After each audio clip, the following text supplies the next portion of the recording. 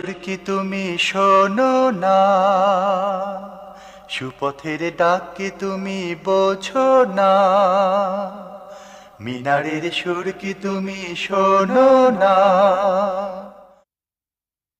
আলহামদুলিল্লাহি রাব্বিল আলামিন ওয়াল আকিবাতু লিল মুত্তাকিন ওয়া আলা আলিহি ওয়া আসহাবিহি আজমাইন, আম্মা বাদ। সুপ্রিয় দর্শক, দূরেও কাছে বিশ্বের যে যে প্রান্ত থেকে দেখছেন, আপনাদেরকে মাহে রমাদানের শুভেচ্ছা জানিয়ে শুরু করছি আপনাদের প্রিয় চ্যানেল জি টিভির পর্দায় বিআরবি কেবলস নিবেদিত জিজ্ঞাসা ও জবাব অনুষ্ঠান, powered by BRB hospitals limited.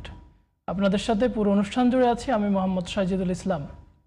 সুপ্রিয় দর্শক, জীবন ঘনিষ্ঠ প্রশ্নের সরাসরি সমাধানমূলক অনুষ্ঠান জিজ্ঞাসা ও জবাব। আপনাদের করা নানা প্রশ্নের সরাসরি সমাধান দিতে আমাদের সাথে আজকে দেশের একজন বিজ্ঞ ইসলামিক স্কলার উপস্থিত আছেন। আমাদের সাথে আজকে উপস্থিত আছেন ঢাকা বিশ্ববিদ্যালয়ের ইসলামিক স্টাডিজ ডিপার্টমেন্টের সম্মানিত অধ্যাপক প্রফেসর ডক্টর ইউসুফ ইবনে হুসাইন স্যার।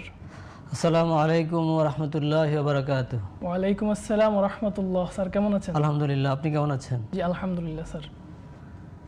সুপ্রিয় দর্শক, আপনাদের মনের নানা প্রশ্নের সরাসরি সমাধান পেতে কল করুন স্ক্রিনে দেওয়া আমাদের নাম্বারে। স্যার, আমাদের আজকের প্রাসঙ্গিক বিষয় ছিল আমানতদারিতা। তো আপনার কাছে আমাদের যে জানার বিষয় সেটা হচ্ছে আমানতদারিতা কি এবং ইসলামে আমানতদারিতার গুরুত্ব এ সম্পর্কে যদি একটু বলতেন স্যার। বিসমিল্লাহ, আলহামদুলিল্লাহ, ওয়াসসালাতু ওয়াসসালামু আলা রাসূলিল্লাহ, বাদ। কাছের এবং দূরের, দেশের এবং বিদেশের যে সকল শ্রোতা মণ্ডলী, দর্শকরা জি টিভির পর্দায় আছেন, সবাইকে রমাদান করিমের শুভেচ্ছা জানাচ্ছি।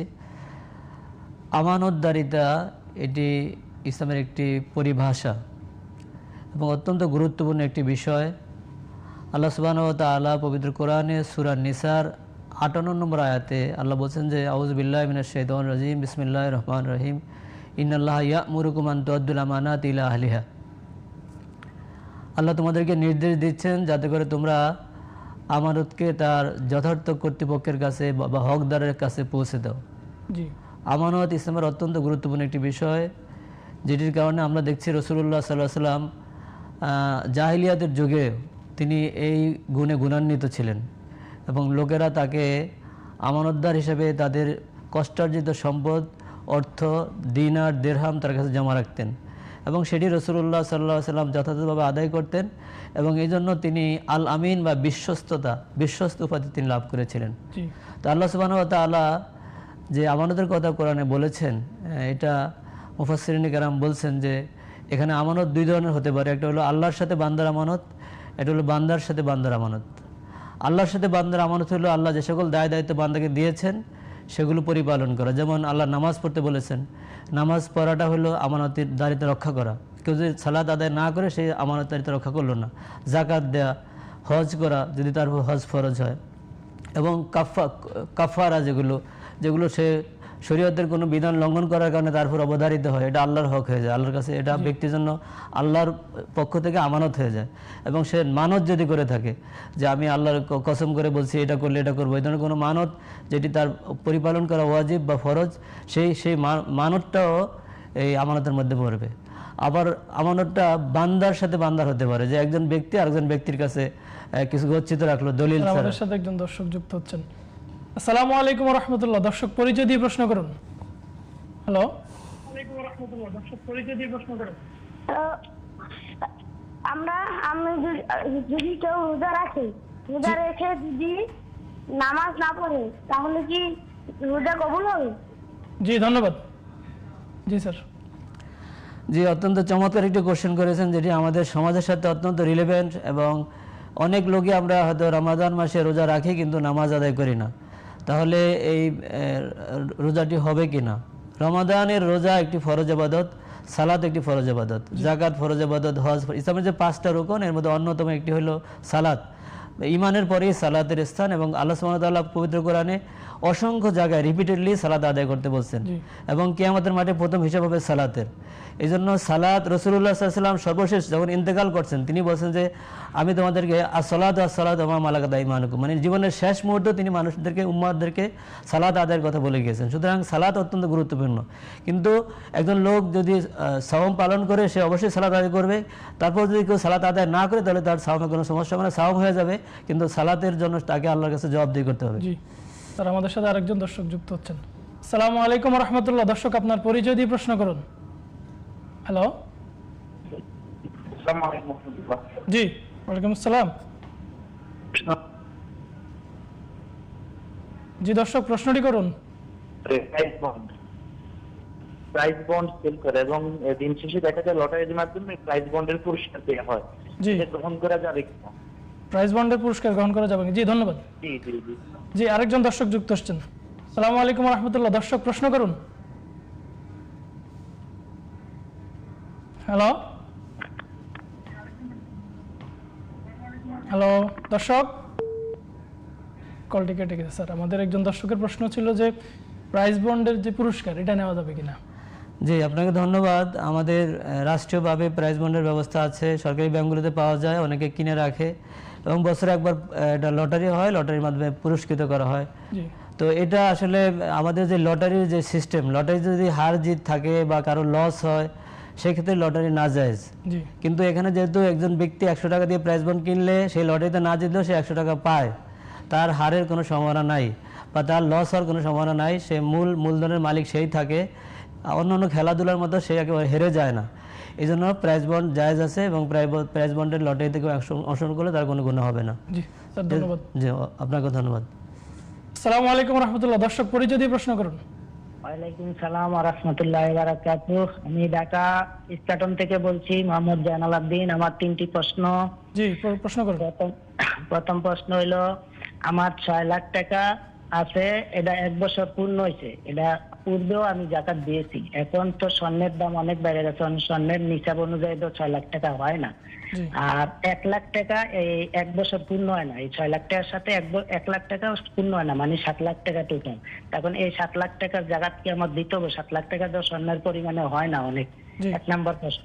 জি। 2 নম্বর প্রশ্ন হইলো, যুগ যুগ ধরে 1000 বছর যাবত সৌদি আরবে সাহাবি এবং সাহাবিরা 20 টাকার তারাবি পড়তে এটা আছে এবং নবীজি 8 টাকার পড়তে এটা আছে, কিন্তু তারা 20 টাকার পড়ে আসছে। করোনার কালে সমস্যার কারণে 8 টাকার পড়তে, এখন 8 টাকার 20 টাকার দুইটাই আমরা শুনতেছি সকল আলেমদের কাছে, দুটোটাই আছে, দুটোটাই আছে। এইবার যে হুট করে 10 টাকার মাঝখান থেকে পড়তেছে, এটা কি হাদিস বা ইসলামের কোন ইয়াতে পড়ে কিনা? হঠাৎ করে যে 10 টাকার পড়তেছে, এটা কিরকম? জি দ্বিতীয় প্রশ্ন হলো, জি দর্শক ধন্যবাদ। মহিলারা জি। যে স্বামী মারা গেলে জি প্রশ্ন। ইদ্যত পালনের সীমানা কতটুক? বাইরে যেতে পারবে না, যে বাইরে না যাওয়ার সীমানা কতটুক? বাড়ির ভিতরে কি আশেপাশে প্রতিবেশীদের বাড়িতে যেতে পারবে কিনা? জি দর্শক ধন্যবাদ। স্যার আমাদের দর্শকের প্রশ্ন ছিল যে ওনার 6 লাখ টাকা আছে, এটা 1 বছর পূর্ণ হয়েছে এবং এটার জাকাত উনি দিয়েছেন। তো ওনার এখন আরো 1 লাখ টাকা এটার সাথে যুক্ত হয়েছে, ওটার 1 বছর পূর্ণ হয় নাই। তো উনি বলতেছেন এটাতে তো নিসাব হয় না, তাহলে কি ওনাকে জাকাত দিতে হবে এটার জন্য? জি অত্যন্ত সুন্দর একটি কোশ্চেন করার জন্য দর্শককে ধন্যবাদ জানাচ্ছি। তো আমাদের জাকাতের নিসাব আমরা স্বর্ণ এবং রসুল বলছেন 7.5 তোলা স্বর্ণ অথবা 52.5 তোলা রূপ্য। তো আমাদের দেখতে হবে যে এই দুইটার কোনটা দিলে গরিবরা বেশি বেনিফিশিয়ারি হয় বা উপকৃত হয়। আমরা জানি যে রৌপ্যের মূল্য কম এবং রৌপ্যের মূল্য ধরলে দরিদ্রতা বা ফকির মিসকিনরা উপকৃত হয়। এই জন্য আপনি স্বর্ণের দাম যদি এবার বেশি, আপনি অন্যান্য বছর 6 লাখ টাকা জাকাত দিতেন, কিন্তু এবছর স্বর্ণের দাম বেশি হওয়াতে আপনার 7.5 ভরি স্বর্ণের দাম হচ্ছে না, কিন্তু আপনার 52.5 তোলা রৌপ্যের দাম যেহেতু আপনার কাছে আছে, বর্তমান মার্কেটে খরচ বাদে 1,72,600 সামথিং টাকা হলে তারপর জাকাত ফরজ হবে এবং এই 1,72,000 বা 700 টাকার মতো যদি তার কাছে 1 বছর থাকে তাহলে জাকাত দিতে হবে। সুতরাং যার 6 লাখ টাকা আছে আপনি জাকাত দিবেন, কারণ আপনি নেশাবটা ধরবেন রৌপ্যের এবং রৌপ্যের নেশাব অনুযায়ী আপনার উপর জাকাত ফরজ এবং এটা আপনার কাছে 1 বছর ছিল, সুতরাং আপনার উপর জাকাত ফরজ হবে। স্যার আমাদের সাথে আরেকজন দর্শক যুক্ত আছেন। আসসালামু আলাইকুম ওয়া রাহমাতুল্লাহ। দর্শক পরিচয় দিয়ে প্রশ্ন করুন। আসসালামু আলাইকুম। ওয়া আলাইকুম আসসালাম ওয়া রাহমাতুল্লাহ। জি বলুন। হুজুর আমার প্রশ্ন হইলো, আমার ছোট ছেলে 14 বছর, ওনার সাথে আমার কি ধাক্কা লাগছে, আমার বুকটাকে লাগছে, তাতে কি আমি অনেক গুনাহগার হয়ে গেলাম? ছেলের 14 বছর না? আপনার ছেলে 14 বছর। জি ধন্যবাদ। স্যার আমাদের দর্শকের আরেকটি প্রশ্ন ছিল যে রাসূল সাল্লাল্লাহু আলাইহি সাল্লাম 8 রাকাত নামাজ পড়েছেন, ওমর রাদিয়াল্লাহু তাআলা আনহু এর সময় 20 রাকাত হয়েছে জামাতের সাথে। তো পরবর্তীতে আমাদের এই হারামাইনে 20 রাকাতই পড়া হতো, কিন্তু করোনাকালীন সময়ে 8 রাকাতে নিয়ে আসা হয়েছে, কিন্তু এখন আবার 10 রাকাত পড়া হচ্ছে। তো এই সম্পর্কে উনি জানতে চাচ্ছেন এটা কি আসলে পড়া যাবে এখন কিভাবে? কোথায় 10 রাকাত পড়া হচ্ছে? উনি বলতেছেন এই হারামাইনে 10 রাকাত পড়া হচ্ছে। ধন্যবাদ আপনাকে। রাসূলুল্লাহ সাল্লাল্লাহু আলাইহি ওয়াসাল্লাম তারাবি 3 দিন বা 4 দিন পড়েছেন, এরপর চতুর্থ দিন বা তৃতীয় দিন তিনি বের হননি জি এবং সাহাবায়ে-কেরাম ওয়েট করে তারা চলে গিয়েছেন। পরবর্তী ফজরের সময় তারা বের হয়ে জিজ্ঞেস করছেন, ইয়া রাসূলুল্লাহ আমরা গত রাত্রে এসেছি, আপনি বের হননি। রাসূল সাল্লাল্লাহু আলাইহি ওয়াসাল্লাম বললেন যে আমি যদি বের হতাম তাহলে তোমাদের ওটা ফরজ হয়ে যেত। তো রাসূল তারাবি আদায় করেছেন 3 দিন বা 4 দিন। আর এরপর ওমর রাদিয়াল্লাহু তাআলা আনহুর সময় থেকে উবাই ইবনে কাবকে দিয়ে তিনি 20 রাকাত পড়িয়েছেন। এবং রাসূলুল্লাহ সাল্লাল্লাহু আলাইহি ওয়াসাল্লামের রমজান এবং রমজানের বাইরে যে তাহাজ্জুদ পড়তেন, রাত্রিকালীন নামাজ পড়তেন, এটা কখনো কখনো 8 রাকাত পড়তেন তাহাজ্জুদ, সাথে 3 রাকাত বেতের মিলে 11 হয়ে যেত। আর কখনো কখনো তিনি 10 রাকাত তাহাজ্জুদ পড়তেন, সাথে 3 রাকাত মিলে 13 রাকাত পড়তেন। জি তো রাসূল সাল্লাল্লাহু আলাইহি ওয়াসাল্লাম থেকে দুইটা বর্ণনা আছে, তিনি 8 রাকাত সাথে 3 রাকাত 11 রাকাতও পড়েছেন এবং 10 রাকাত সাথে 3 রাকাত 13 রাকাতও পড়েছেন। এবং ওমর রাদিয়াল্লাহু তাআলা আনহু উবাই ইবনে কাবকে দিয়ে 20 রাকাত পড়িয়েছেন। সুতরাং সবগুলো বর্ণনাই আছে যে এগুলাতে কোনো সীমাবদ্ধতা নাই। সুতরাং কেউ 8 রাকাত পড়ছে 8 রাকাত পড়তে পারবে, 10 রাকাত পড়ছিল 10 রাকাত পড়তে পারবে, 20 রাকাত পড়ছিল 20 রাকাত পড়তে পারবে, কাউকে বাধা দেওয়া যাবে না। জি জি আপনাকে ধন্যবাদ। জি স্যার, আপনাকে ধন্যবাদ। আমাদের সাথে একজন দর্শক যুক্ত আর আছে। একটা কোশ্চেন আছে। জি দর্শক, নাম বলে প্রশ্ন করুন। হ্যালো দর্শক, শুনতে পাচ্ছেন? আমার প্রশ্ন, জি বলেন, সুদের টাকায় হজ হবে? জোরে বলবেন। সুদের টাকায় হজ হবে? জি জি সুদের টাকায় হজ হবে? জি জি জি দর্শক, স্যার আমরা বিরতিতে যাচ্ছি, বিরতির পর আমরা আবারও শুনবো। সুপ্রিয় দর্শক, আপনারা দেখছেন বিআরবি কেবলস নিবেদিত জিজ্ঞাসা জবাব অনুষ্ঠান, powered by BRB hospitals limited. সময় হলো একটি বিরতির পর আমরা আবারও ফিরে আসবো। ততক্ষণে আমাদের সাথেই থাকুন। সুবহানাল্লাহি ওয়া বিহামদিহি, সুবহানাল্লাহিল আযীম।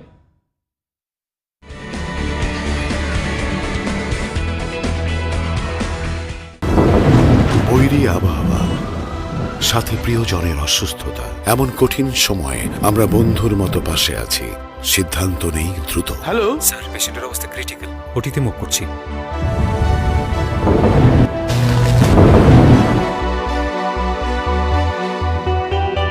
হাজারো প্রতিকূলতার মাঝে বিশ্বের সর্বাধুনিক প্রযুক্তি আর আন্তরিক সেবা নিয়ে আমরা তৈরি। বিআরবি হসপিটালস লিমিটেড, কাঙ্ক্ষিত সেবার ঠিকানা।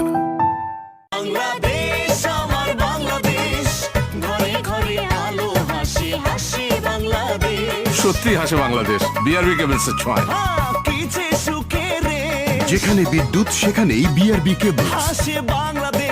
বিআরবি কেবলস নিরাপত্তা নিশ্চিত করে 100 ভাগ। এখন দেশ জয় করে সুখ্যাতি ছড়িয়ে পড়েছে বিদেশেও।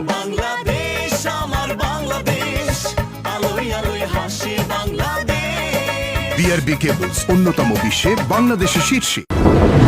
বৈরী আবহাওয়া, সাথে প্রিয়জনের অসুস্থতা, এমন কঠিন সময়ে আমরা বন্ধুর মতো পাশে আছি।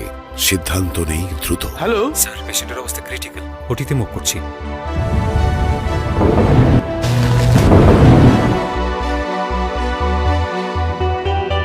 হাজারো প্রতিকূলতার মাঝে বিশ্বের সর্বাধুনিক প্রযুক্তি আর আন্তরিক সেবা নিয়ে আমরা তৈরি। বিআরবি হসপিটালস লিমিটেড, কাঙ্ক্ষিত সেবার ঠিকানা।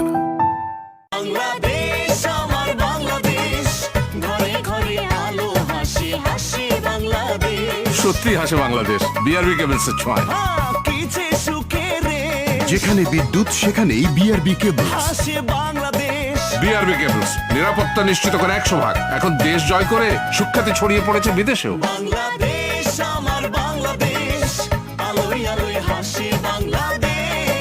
বিআরবি কেবলস অন্যতম বিশ্বে বাংলাদেশের শীর্ষে। বৈরী আবহাওয়া, সাথে প্রিয়জনের অসুস্থতা, এমন কঠিন সময়ে আমরা বন্ধুর মতো পাশে আছি। সিদ্ধান্ত নেই দ্রুত। হ্যালো স্যার, পেশেন্টের অবস্থা ক্রিটিক্যাল, ওটিতে মুভ করছি।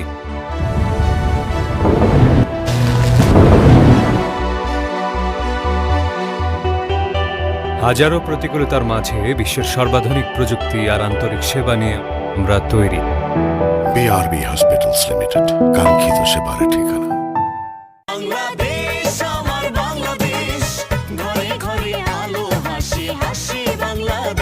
সত্যি হাসে বাংলাদেশ, বিআরবি কেবলসের ছোঁয়ায়। যেখানে বিদ্যুৎ সেখানেই বিআরবি কেবলস। বিআরবি কেবলস নিরাপত্তা নিশ্চিত করে 100 ভাগ। এখন দেশ জয় করে সুখ্যাতি ছড়িয়ে পড়েছে বিদেশেও।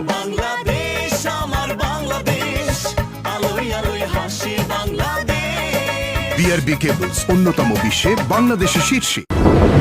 বৈরী আবহাওয়া, সাথে প্রিয়জনের অসুস্থতা, এমন কঠিন সময়ে আমরা বন্ধুর মতো পাশে আছি। সিদ্ধান্ত নেই দ্রুত। হ্যালো স্যার, পেশেন্টের অবস্থা ক্রিটিক্যাল, ওটিতে মুভ করছি।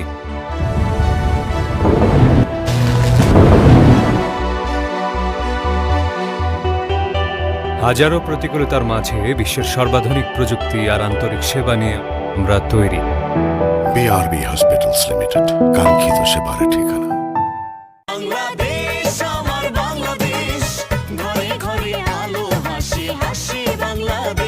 সত্যি হাসে বাংলাদেশ বিআরবি কেবলসের ছোঁয়ায়। যেখানে বিদ্যুৎ সেখানেই বিআরবি কেবলস। বিআরবি কেবলস, নিরাপত্তা নিশ্চিত করে 100 ভাগ। এখন দেশ জয় করে সুখ্যাতি ছড়িয়ে পড়েছে বিদেশেও।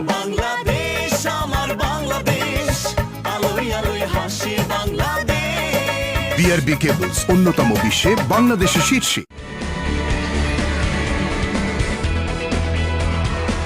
আসসালামু আলাইকুম রহমতুল্লাহ। দর্শক, বিরতির পর আবারও ফিরে এলাম। আপনারা দেখছেন বিআরবি কেবলস নিবেদিত জিজ্ঞাসা জবাব অনুষ্ঠান, powered by BRB hospitals limited. আপনাদের সাথে পুরো অনুষ্ঠান জুড়ে আছে আমি মোহাম্মদ সাজিদুল ইসলাম। সুপ্রিয় দর্শক, আপনাদের মনের নানা প্রশ্নের সরাসরি সমাধান পেতে কল করুন স্ক্রিনে দেওয়া আমাদের নাম্বারে। স্যার, বিরতির পূর্বে আমাদের একজন দর্শকের প্রশ্ন ছিল যে কোনো স্ত্রীলোক যদি স্বামী মারা যায় তাহলে তার জন্য ইদ্যত কতদিন পালন করতে হবে, এবং এই অবস্থায় তিনি তার প্রতিবেশী এবং তার আত্মীয় স্বজনদের বাড়িতে যেতে পারবেন কিনা? জি, আপনাকে ধন্যবাদ। আমাদের জীবন ঘনিষ্ঠ অত্যন্ত সুন্দর একটা কোশ্চেন। আমাদের এই জীবন মৃত্যুর বা এই বিষয়গুলো খুবই ন্যাচারাল, এবং কোনো স্ত্রী যদি তার স্বামী মারা যায় তাহলে সে ইদ্যত পালন করবে। আবু সাইদ খুদরি রাদিয়াল্লাহু তাআলা আনহু তার বোন রাসূলুল্লাহ সাল্লামকে জিজ্ঞেস করেছিলেন, রাসূল সাল্লাম তাকে তার বাড়িতে অবস্থান করতে বলেছিলেন। তো ওলামায়ে কেরাম, আমাদের ফোকায়ে কেরাম, তারা বলেছেন যে একেবারে বাধ্য না হলে, মানে তার চিকিৎসা দরকার, সে মারা যাচ্ছে, এই ধরনের বাধ্য না হলে বা শরীরে কোনো ওজন না থাকলে যিনি স্ত্রীর অবশ্যই তার স্বামীর ঘরে অবস্থান করবেন, এবং এ সময় সে সৌন্দর্য চর্চা করবেন না, কোনো ধরনের সাজসজ্জা গ্রহণ করবেন না, এবং পার্থিব কোনো আমোদ প্রমোদ এগুলো বর্জন করে সে একান্তভাবে আল্লাহর ধ্যানে মগ্ন থাকবেন, জিকির আজকার করতে থাকবেন। যদি একান্ত বাধ্য না হন তাহলে, তবে যদি এমন হয় যে স্বামীর ঘরে থাকলে তার জীবনের হুমকি আছে, তার ইজ্জতের হুমকি আছে, তখন সে তার পিতামাতার বাড়িতে চলে যেতে পারে, যদি তার স্বামীর ঘরে তার নিরাপত্তা না থাকে। জি, আপনাকে ধন্যবাদ। স্যার, আমাদের সাথে একজন দর্শক যুক্ত হচ্ছেন। আসসালামু আলাইকুম রহমতুল্লাহ। দর্শক, আপনার পরিচয় দিয়ে প্রশ্ন করুন। হ্যালো। জি, ওয়ালাইকুম আসসালাম। আমি আলিম পল্টন থেকে বলছিলাম। জি জি, বলুন, প্রশ্ন করুন। আমার প্রশ্ন হলো, আমার ওয়াইফের 12 ভরি স্বর্ণ ছিল। জি, আমার 12 ভরি স্বর্ণ ছিল, মেয়ের বিয়েতে আমরা ডিসেম্বর মাসে দিয়েছি, এখন জাকাতটা কার হবে? মেয়ের বিয়েতে দিয়ে দিয়েছেন নাকি? জি জি জি, ওকে, ধন্যবাদ। স্যার, আমাদের আরেকজন দর্শকের প্রশ্ন ছিল যে ওনার ছেলের বয়স 15 বা 14 বছর, তো এই অবস্থায় উনি ভুলবশত ছেলের সাথে ধাক্কা খেয়েছেন, তো এতে গুনাহ হবে কিনা ওনার? জি, আপনাকে ধন্যবাদ। আল্লাহ রসুল সাল্লাল্লাহু আলাইহি সাল্লাম বলেছেন যে আদ-দীন ও ইউসরুন, দিনটা খুবই সহজ। রসুল বলেছেন ইয়াসসিরু আলা তুয়াসসিরু বাশশিরু আলা তুনাফিরু, সহজ করো কঠিন করো না। সুতরাং আমাদের জীবন চলা, আমাদের পারিবারিক জীবনে আপনার ছেলে প্রথমত আপনার মাহারাম না, সুতরাং মাহারাম আপনি তার সাথে দেখা দিতে পারবেন, তবে 3টা বিষয়, 3টা সময়, যে ফজরের আগে, এশার পরে এবং ঠিক দুপুরবেলা, সে সময় আপনার সাথে সে ঢোকার সময় রেস্ট্রিক্টেড থাকবে। অন্যান্য সময় কোনো রেস্ট্রিকশন নাই। তারপরেও যদি অনাহূত যে অনাকাঙ্ক্ষিত ধাক্কা খেয়েছেন, এর কোনো গুণ হবে না, কারণ আল্লাহ সুবহানাহু ওয়া তাআলা এই ধরনের মানুষের ইচ্ছাকৃত অনিচ্ছাকৃত কোনো পাপকে তিনি পাপ হিসেবে গণ্য করেন। আল্লাহ রাসূল বলেছেন যে রুফিয়ান উম্মতি আল খাতা ওয়ান নিসিয়ান মাস্তুকরিহু আলাইহি, ভুলবশত হলে, ভুলে গেলে এগুলো আল্লাহ তাআলা মাফ করে দেন। স্যার, আমাদের সাথে আরেকজন দর্শক যুক্ত হচ্ছেন। আসসালামু আলাইকুম রহমতুল্লাহ। দর্শক, পরিচয় দিয়ে প্রশ্ন করুন। হ্যালো, দর্শক, প্রশ্ন করুন। হ্যাঁ, আমি মনে থাকি। জি, জোরে বলবেন। হ্যালো, রোজা রেখে জব দিন হবে? আপনার কথা আমরা বুঝতে পারতেছি না। রোজা আবার বলবেন প্লিজ। দর্শক, রোজা রেখে হবে?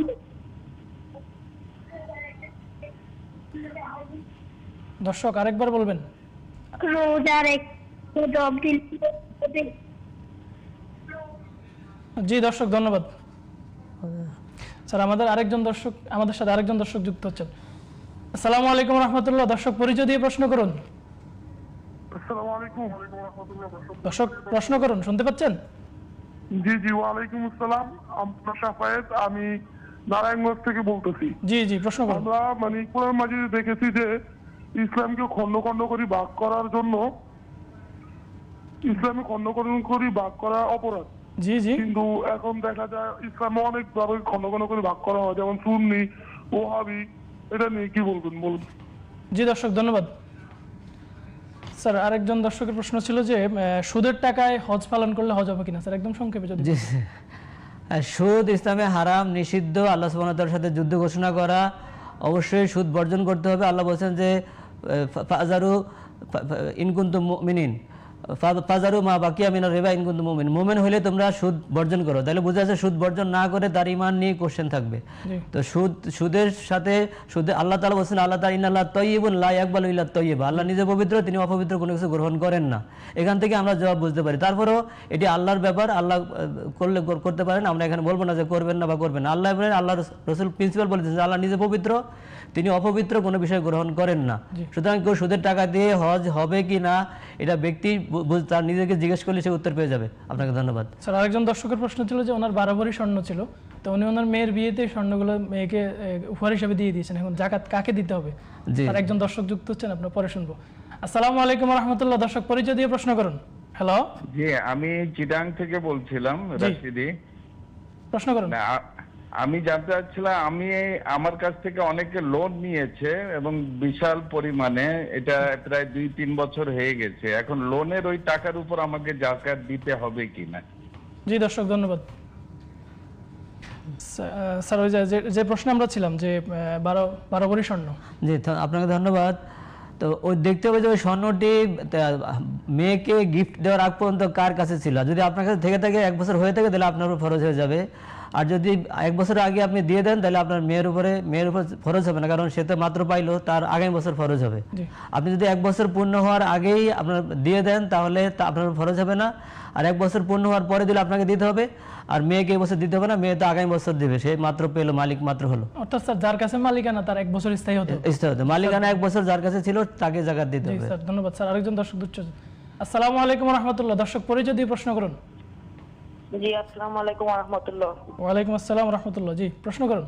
জি, আমার প্রশ্নটি ছিল এই যে আমরা অনেক সময় যে দেখি যে নামাজে পড়তে গিয়ে দেখি জি গেঞ্জির পিছনে অনেক ছবি বা কার্টুন দেওয়া থাকে, এগুলো পরে কি নামাজ আদায় হবে?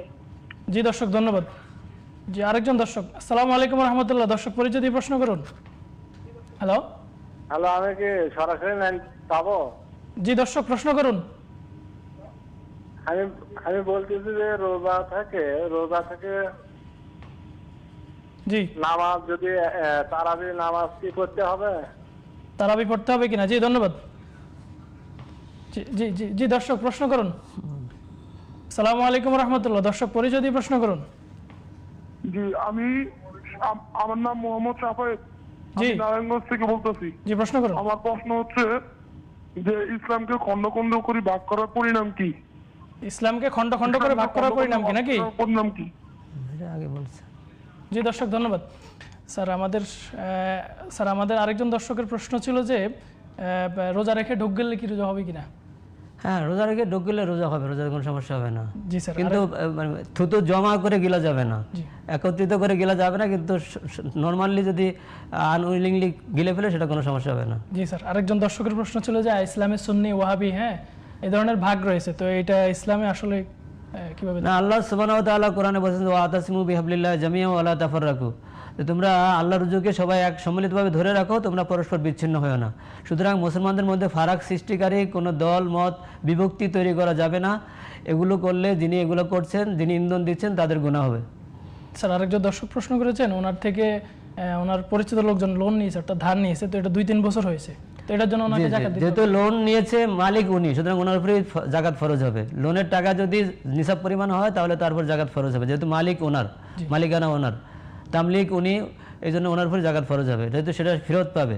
আর ফেরত না পাইলে সেটা ভিন্ন কথা, কিন্তু ফেরত পাবে এখন এই আশা, এটা বলে আমরা মালিক তাকে ধরে তারপর জাকাত ফরজ হবে। জি স্যার, আমাদের আরেকজন দর্শকের প্রশ্ন ছিল যে আমরা বর্তমানে ইয়াং শ্রেণীর মাঝে দেখতে পাই যে গেঞ্জিতে সামনে পিছনে ছবি থাকে, বিভিন্ন ছবি থাকে, এটা পড়ে নামাজ পড়লে নামাজ হবে কিনা? যে এটা আল্লাহ রাসূল সাল্লাল্লাহু আলাইহি ওয়াসাল্লাম বলেছেন যে লা ইয়াদখুলুল মালায়েকাতু ফি বাইতিন ফিহি কালবুন ওয়া তাসাবির, যেই ঘরে ফেরেশতা এবং ছবি থাকে সেই ঘরে ফেরেশতা প্রবেশ করে না। এই হাদিসের ভিত্তিতে ওলামায়ে কেরাম বলেন যে নামাজে সাধারণত ছবি সম্বলিত জামা, শার্ট, টি শার্ট এগুলো পরে নামাজ পড়া মাকরুহ, এগুলো অ্যাভয়েড করা উচিত। আর নামাজ হয়ে যাবে কিন্তু মাল কারাহা। জি স্যার, আরেকজন দর্শকের প্রশ্ন ছিল যে উনি রোজা রাখলেন, কিন্তু রোজা রেখে যদি তারাবির নামাজ না পড়েন তাহলে ওনার রোজা হবে কিনা? যে আমরা আগে বলেছি যে রোজা হবে, কারণ রোজার সাথে তারাবির কোনো সম্পর্ক নাই। আল্লাহ রাসূল বলেছেন যে মান কামা লাইলাতাল রোজার মাসে যে ব্যক্তি কিয়ামুল লাইল করে আল্লাহ তার পূর্বের পরে সব গুনাহ মাফ করে দিবেন। ঈমান ওয়া ইহতিসাবান গুফিরা লাহু মা তাকাদ্দামা মিন যামবিহি ওয়া মা তাআখার। সুতরাং তার পূর্বের পরে গুনাহ মাফ হয়েছে। কিয়ামুল লাইলের বিষয়টা আলাদা এবং রমজানের বিষয়টা আলাদা। সাওম পালন করার সাথে কিয়ামুল লাইলের কোনো সম্পর্ক নাই, এটা করলে সোনায় সোহাগা। কিন্তু রোজা রেখে রোজা হয়ে যাবে, ফরজ আদায় হয়ে যাবে, রোজা না রাখলে ফরজ আদায় হবে না। আর তারাবি পড়তে পারলে ভালো, তারাবি না পড়তে পারলেও সাওম হয়ে যাবে, সাওমের কোনো সমস্যা হবে না। স্যার, আরেকজন দর্শকের প্রশ্ন আগেই চলে আসছে যে ইসলামকে খণ্ড খণ্ড করে ভাগ করা যাবে কিনা? এটা যেটা আমরা বলি, উনি আবার কোশ্চেন করেছেন যে ইসলামকে খণ্ড খণ্ড করে ভাগ করা যাবে না, বিভক্তি ইসলামের নাজায়েজ। এবং আল্লাহ রাসূল সাল্লাল্লাহু আলাইহি ওয়াসাল্লাম বলেছেন যে লা তাফতারিকু ফাতাফতারিকা কুলুবুকুম, তোমরা বিচ্ছিন্ন হয় না তাহলে তোমাদের অন্তরগুলো বিচ্ছিন্ন হয়ে যাবে। এজন্য অন্তর এক জায়গায় রাখতে হবে, সব সময় ইসলামের উপর অটুট থাকতে হবে, কোনো অবস্থাতেই বিচ্ছিন্নবাদী বা বিভক্তি দলাদলি করা যাবে না। জি স্যার, আপনাকে অসংখ্য ধন্যবাদ কষ্ট করে এসে আমাদেরকে সময় দেওয়ার জন্য। আশা করছি আপনার কথাগুলোর দ্বারা আমাদের দর্শকরা উপকৃত হবে। আপনাকে ধন্যবাদ। জি সুপ্রিয় দর্শক, আপনারা দেখছেন বিআরবি কেবলস নিবেদিত জিজ্ঞাসা জবাব অনুষ্ঠান, powered by BRB hospitals limited. সুপ্রিয় দর্শক, সময় হলো, আমরা অনুষ্ঠানের একেবারে শেষ পর্যায়ে চলে এসেছি। সময় হলো বিদায় নেওয়ার ফলে আগামী দিন একই সময় একই টিভির পর্দায় হাজির হয়ে যাব। ততক্ষণ আল্লাহ রাব্বুল আলামিন আপনাদেরকে ভালো রাখুন। সুবহানাকাল্লাহুম্মা ওয়া বিহামদিকা আশহাদু আল্লা ইলাহা ইল্লা আনতা আস্তাগফিরুকা ওয়া আতুবু ইলাইক। আসসালামু আলাইকুম ওয়া রাহমাতুল্লাহ। মিনারের সুর কি তুমি শোনো না?